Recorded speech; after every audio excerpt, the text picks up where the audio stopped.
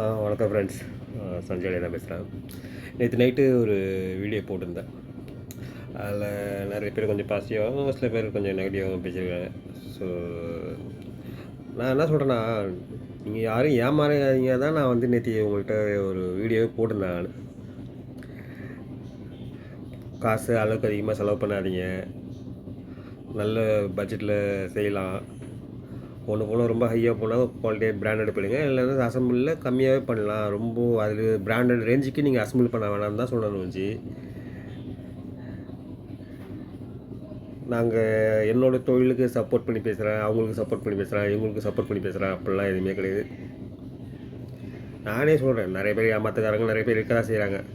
ஒரு பொருளை வாங்குறீங்கன்னா அது அப்படியே கண்ணை மூடிட்டு தான் எல்லோரும் வாங்குவாங்க.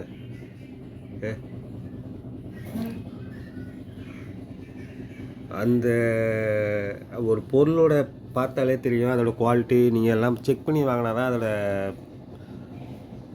அதுக்கு ஒரு அந்த இதுக்கு இந்த ப்ரைஸு செட் ஆகும் அப்படின்னு உங்களுக்கு தெரியும். அது கூட தெரியாமல் அப்படியே வாங்குவாங்க. கண்ணை மூடிட்டு அப்படியே போய் வாங்க முடியும்.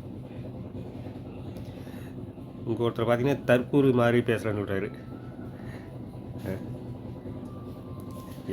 யார் எவனே ஒன்றும் தெரில. அப்படி என்ன நான் வந்து தற்கூரித்தனமாக உங்கள்கிட்ட பேசியிருக்கேன். நான் காமனாக ஒரு விஷயம் என்ன ஃபேக்ட் இருக்கோ அதை தான் நான் வந்து ஓப்பனாக சொன்னேன் நேற்று. எவனோ ஒருத்தன் ஏமாற்றிட்டு போயிட்டான். அந்த ஆள் முகரட்டை பார்த்தாலே தெரியுது அவ்வளோ ஏமாத்துக்காரன்னு நல்லாவே தெரியுது. அப்படி தெரிஞ்சும் எல்லாம் போய் விழுறீங்க. இன்னமும் நிறைய பேர் இருக்காங்க. இப்போ அப்பயும் நீங்கள் திருப்பி எல்லாம் விழ தான் போகிறீங்க. அதுமாதிரி ஏமாந்து தான் போவீங்க. நல்லா கவர்ச்சியாக எல்லாத்தையுமே காமிச்சோம்னா வாயை வந்துட்டு போய் எல்லாம் போய் வாங்கிடுது.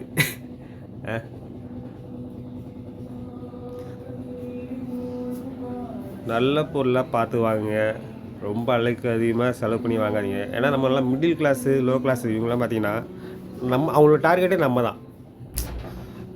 இங்கே நல்ல காசு சம்பாதிக்கணும் இது பண்ணுறாங்க. அவங்கள ஆசையை காட்டி இது பண்ணுறது டார்கெட் பண்ணுறது இந்த லோ கிளாஸு மிடில் கிளாஸ் தான் நம்மளை வந்து இது பண்ணுவாங்க. ஹையராக இருக்கிறவங்க யாருமே பார்த்திங்கன்னா அந்த அசம்பிள் பேர் வரமாட்டாங்க. அவங்களாம் அவங்க இதுக்கு தகுந்தமாரி பிராண்டடாக ஏவியராக வாங்கிட்டு போயிடுவாங்க. நான் மற்றவங்க மாரி மூஞ்சி தெரியாமல் இது தெரியாமல் பேசக்கூடாது தான் நேற்று நான் லைவ்லேயே வீடியோவில் வந்தேன்.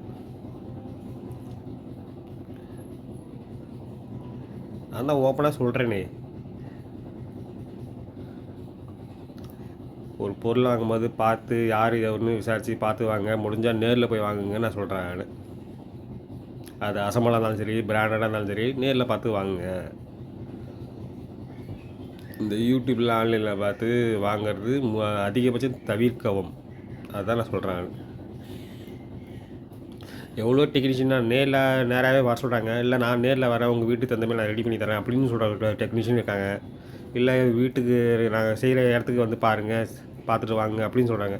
ஏன் நீங்கள் அவங்கள மாதிரி ஆளெலாம் சூஸ் பண்ணிவிட்டு நீங்கள் எந்த பொருளை வாங்க மாட்டேறீங்க?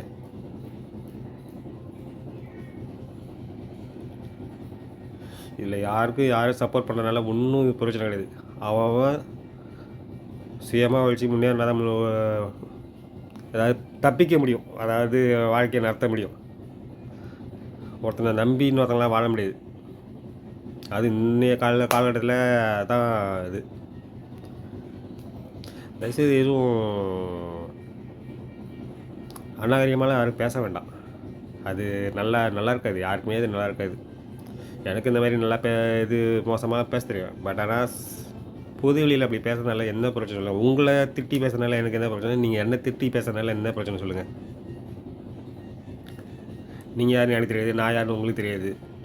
என்னோடய கேரக்டர் என்னன்னு உங்களுக்கு தெரியுமா? தெரியாது. உங்களை பற்றி எனக்கு தெரியுமா? எதுவுமே தெரியாது.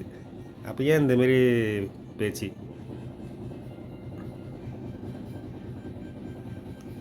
தப்பாக பேசுனா படிச்சிருங்க. நன்றி.